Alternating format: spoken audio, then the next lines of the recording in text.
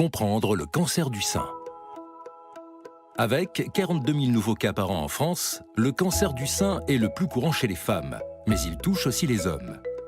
Une femme sur 8 en développe un dans sa vie, surtout à partir de 50 ans. C'est la première cause de décès par cancer chez les femmes, mais détecté suffisamment tôt, il se guérit dans 9 cas sur 10. Le sein se compose de graisse, de lobules qui produisent le lait, de canaux qui transportent le lait jusqu'au mamelon. Les tissus mammaires sont influencés par des hormones, œstrogènes et progestérone, produites tout au long de la vie, à la puberté, lors de la grossesse ou de l'allaitement. Il existe différents types de cancers. Le carcinome canalaire est le plus fréquent et se forme à l'intérieur des canaux de lactation.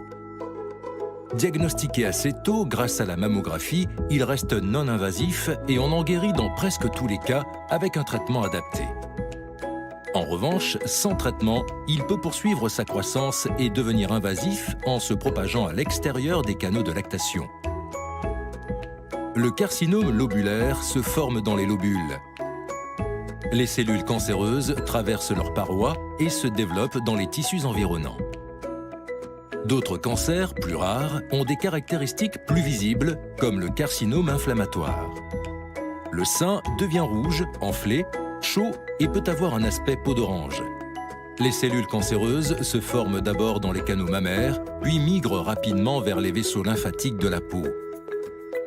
La maladie de Paget du sein, caractérisée par une petite plaie au mamelon qui ne guérit pas, se forme au niveau de la partie superficielle de la glande mammaire.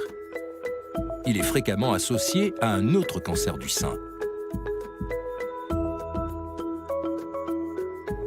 Pour dépister le cancer du sein, l'examen le plus rapide et efficace est la mammographie.